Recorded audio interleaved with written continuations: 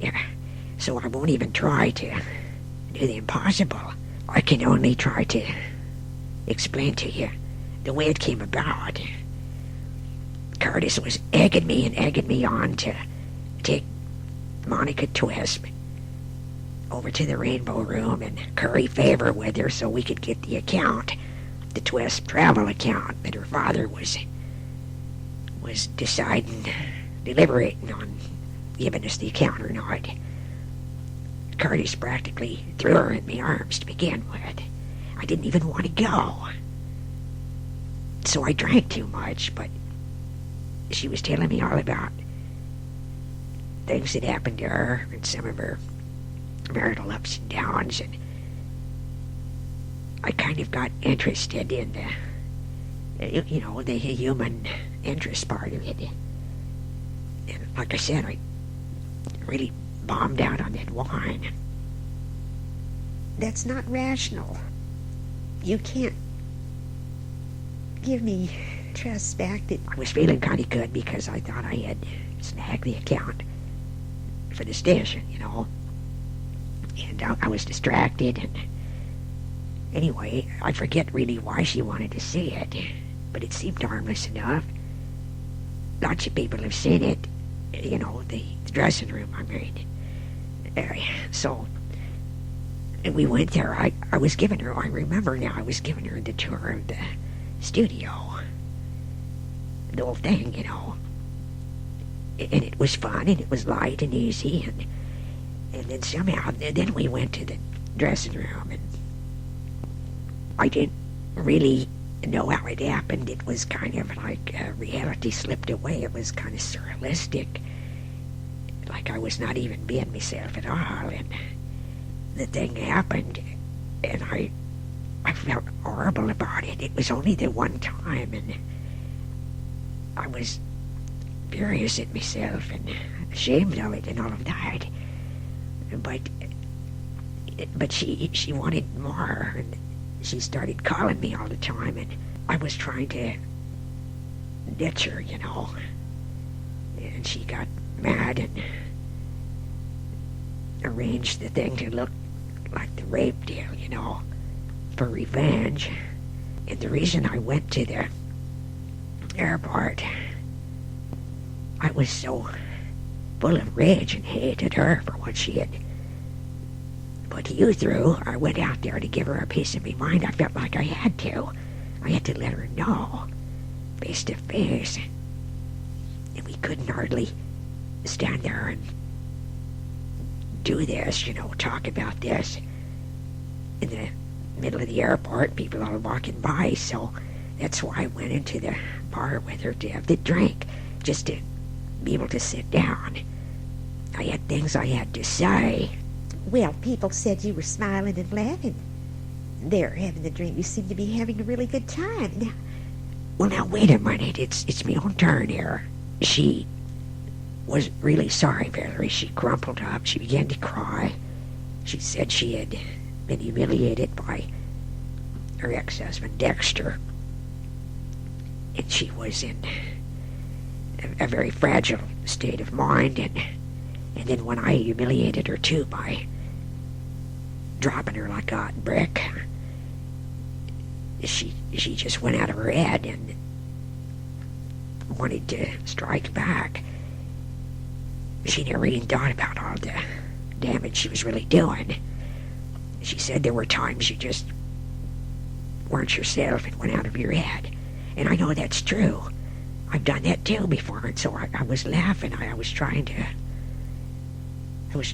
understand so I could feel better.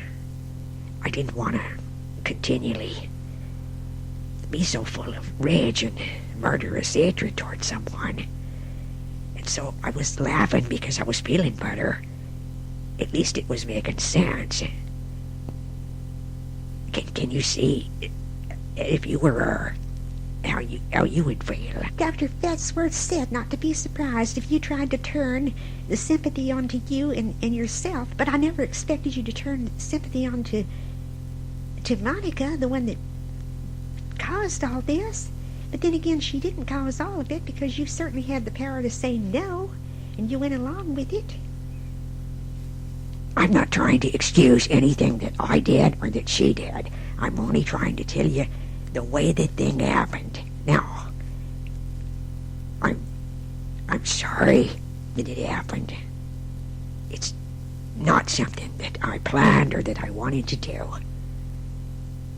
I could have been like lots of showbiz guys and have affairs all the time and think nothing of it. But you know, I ain't like that. I tried to be, and I have been very much in love with you and very devoted to our life together. This was a piece of crazy business that should never have happened. But we have a choice here, Valerie. I mean, you have the ultimate choice. You need to decide not to see it in the worst light, but just try to drive it out of your mind. Oh, that's so easy, isn't it? That's just the whole thing. You know that it's going to be impossible, Harley, to... I mean, you messed up what we had it so good, and you messed it up now, and I'll have images of her in my mind. How can I help it? You can help it if you want to, but I know you can't do it right away. But you can make a decision to simply dismiss it as a one-night stand. It meant nothing to me. Well, why did she get so... It must have meant something. You made her think it meant something, or she wouldn't have taken such a violent reaction. I can't be responsible for how she took it or what she made of it. I'm telling you how it was to me. I know it's hard for you to understand, but you gotta understand something here. I don't like responsibility. I told you that from the get-go. I don't like responsibility, and I don't take on very much of it when I can get out of it. But when I do take it on, I have the integrity to try to see it through. So I was just as upset about this happening as you were. Well, in a different way, of course. It didn't look like that. We're supposed to be talking calm here. We can't get nowhere if you're gonna freeze up. And look, it's all so new and fresh right now. Dr. Fatsworth was right. You need some time to sort things out. I know that. So do I.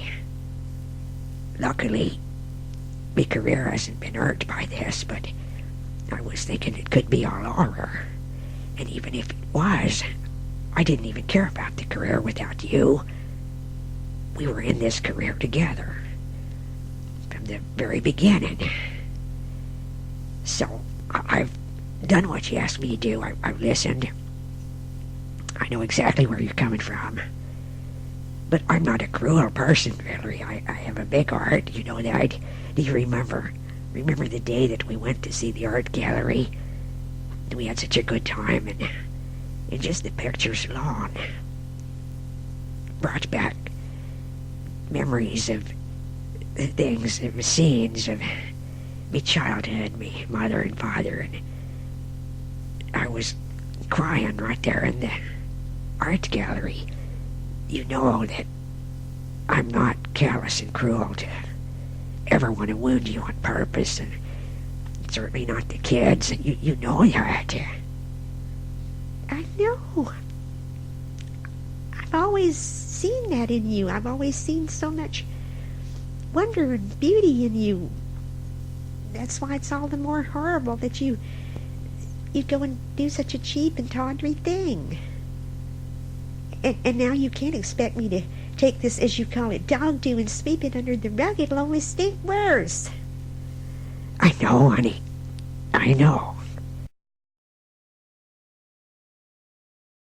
Like Dr. Fatsworth said, probably it might be a good idea for you to be alone for a while, but it might be bad for you, too.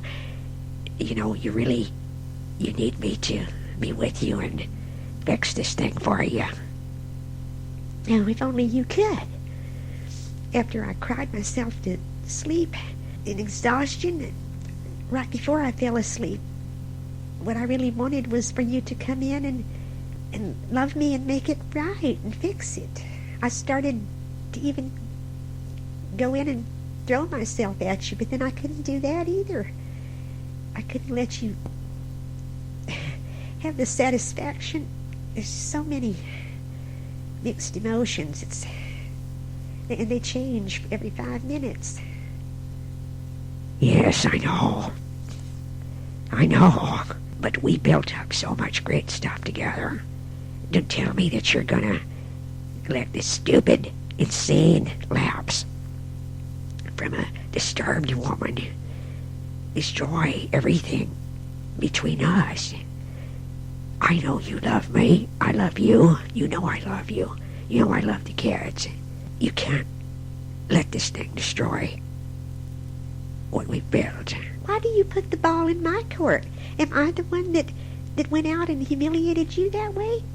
Don't try to turn the table around. Dr. Fatsworth said to watch out for that you'd try to do that. I am the injured party here. And you are the one that is going to have to fix this thing. And I don't really know how you can. Well, I don't know either. But I'm willing to try every way possible. What can I do to start? I could give you a great massage. I could take some of the tension out. I could... No, winding up making love with you might feel great. It's bittersweet. It doesn't solve anything. Well, how can I fix it then? It's the only way I know to reach out to you. I don't know. You've created this mess. You'll have to figure out some way. If I had done this to you, what would you want from me? Well, I'd probably want you to bend over backwards and grovel and... Well, I guess that's what I want too. Okay, I'll grovel. Right away I'll grovel. You got it coming to you. I mean, I owe you. But I don't even know how you can ever... It would be bad enough if it was just our own business, but now the whole town knows about it. You know that me and my family are prominent in this town.